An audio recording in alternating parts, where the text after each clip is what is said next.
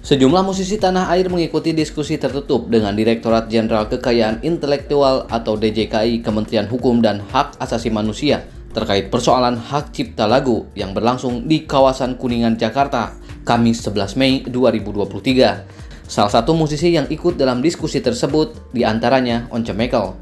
Pelantun Dea Lova dalam kesempatan tersebut menyatakan bahwa tidak ada aturan hukum pencipta lagu dapat melarang penyanyi lain membawakannya. Dengan catatan, penyanyi atau musisi harus mengurus royalti secara baik dan benar melalui Lembaga Manajemen Kolektif Nasional atau LMKN. Sementara itu, terkait polemik antara dirinya dan Ahmad Dhani, Once menilai bahwa itu sudah bukan masalah hukum, melainkan persoalan pribadi. Mantan vokalis Dewa 19 itu mengatakan setelah terjadinya banyak polemik di masyarakat, ia sudah tidak mau membawakan lagu ciptaan Ahmad Dhani. Ada kesesuaian dari undang-undang dan peraturan-peraturan yang ada. Ya. Dari kita lihat pasal 9 ya, mengenai hak eksklusif dari pencipta itu ada 9. Ya. Satu dari antara 9 itu adalah khusus mengatur mengenai pertunjukan. Nah, mengenai pertunjukan ini ada pengaturan khusus bahwa ini akan diatur pengumpulan royalti melalui LMKN, bukan akan, sudah, ya kan? Lewat LMKN dan LMK. Diaturlah pasal 23 ayat ke-5, ya kan? Nah, konflik kan terjadi di situ. Ya. Tapi sebetulnya sudah jelaskan bahwa sudah ada kesesuaian aturan undang-undang ini. Saya melihat begini, saya melihat ini bukan masalah hukum, tapi banyak nuansa masalah pribadi. Ya. Kalau saya sih gampang saja, saya kan sudah memberikan pernyataan, saya tidak membawakan lagunya Ahmad Dhani, ya, baik sendiri maupun bersama Dewa. Masalah yang lebih krusial adalah masalah hukum ini atau masalah tentang aturan ini berhadapan dengan penerapannya, ya, bahwa penerapannya adalah melalui lembaga manajemen yang bersifat kolektif.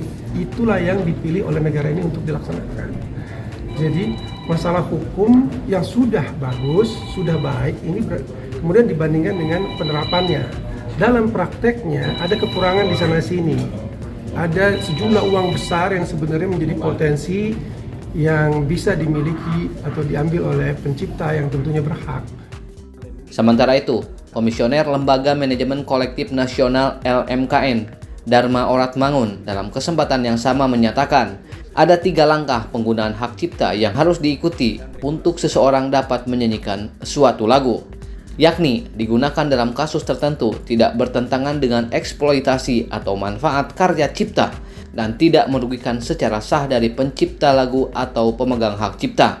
Selain itu, Dharma menegaskan adanya polemik yang terjadi antara pencipta lagu dan penyanyi harus mengacu pada Undang-Undang Nomor 28 Tahun 2014 tentang hak cipta, karena pemerintah sudah membuat kebijakan yang harus dipatuhi.